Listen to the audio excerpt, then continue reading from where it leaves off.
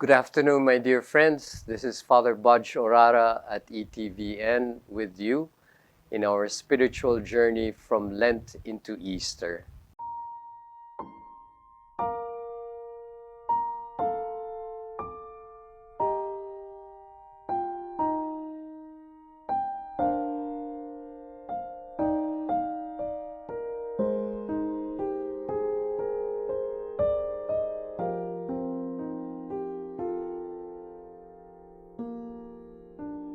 Let's move to Thursday, and our Thursday first reading is from Genesis. When Abraham prostrated himself, God spoke to him, "My covenant with you is this, you are to become father of a host of nations. No longer shall you be called Abram, you shall be Abraham, for I am making you father of a host of nations. I will render you exceedingly fertile. I will make nations of you. Kings shall come from you or stem from you.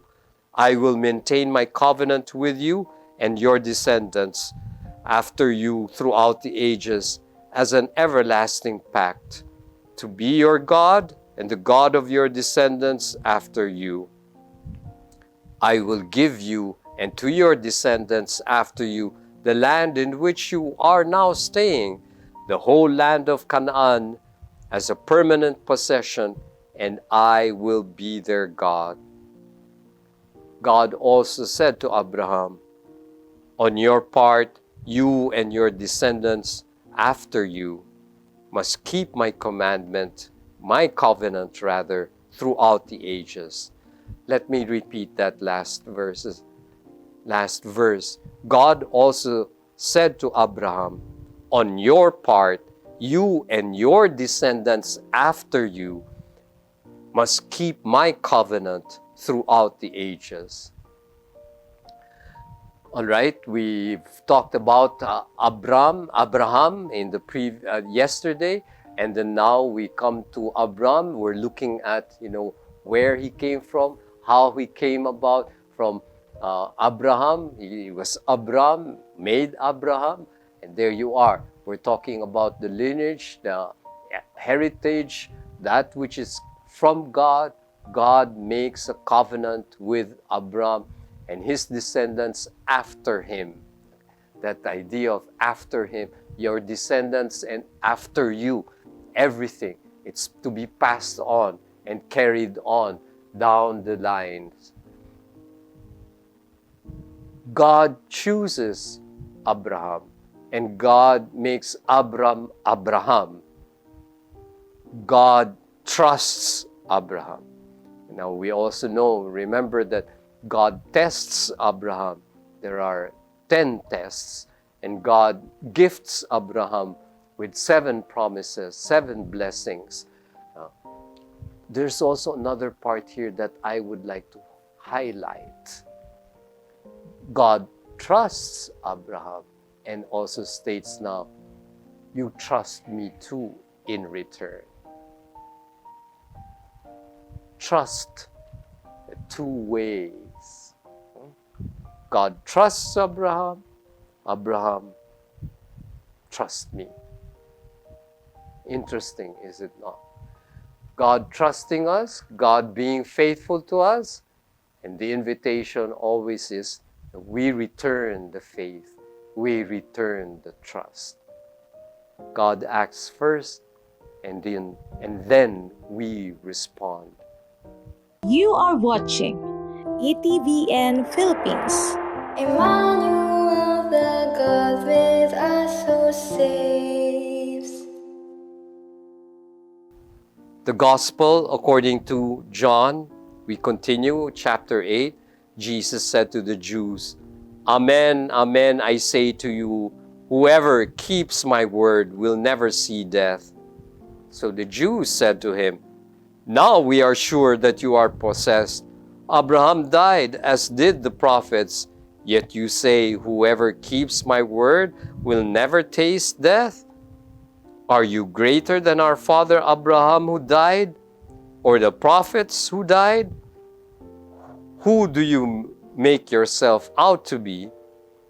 Jesus answered, If I glorify myself, my glory is worth nothing. But it is my Father who glorifies me, of whom you say he is our God. You do not know him, but I know him. If I should say that I do not know him, I would be like you, a liar. But I do know him, and I keep his word. Abraham, your father, rejoiced to see my day. He saw it and was glad. So the Jews said to him, You are not yet 50 years old, and you have seen Abraham? Jesus said to them, Amen, amen, I say to you, before Abraham came to be, I am.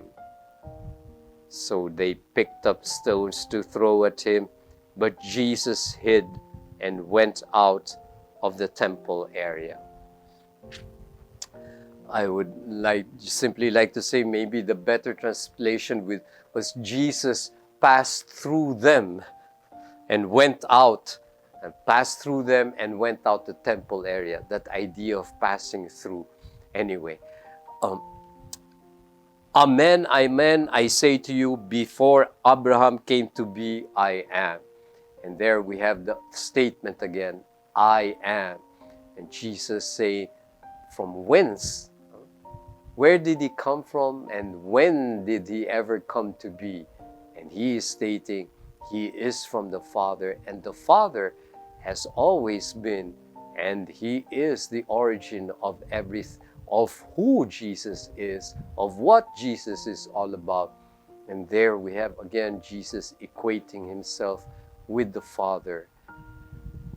Interesting how they also speak about age. Remember when Abraham was called by God to be and told him that you are to be my nation and you are to journey from the land of Ur to Canaan. When he started the journey, he was 75 years old. And remember when he was promised that about his descendants after you, and he was already 100 years old when Sarai, who becomes Sarah, and has a child, Isaac. And but by the time that they are already in Canaan, and now Abraham, I think, reaches the ripe old age of 175. My memory escapes me now.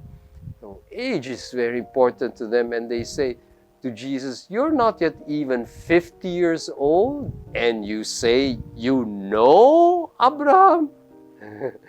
Interesting, and how in the time of Jesus and Abraham and his story is how many thousands of years before.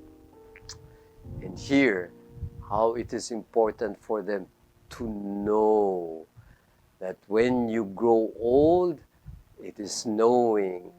Age is knowledge.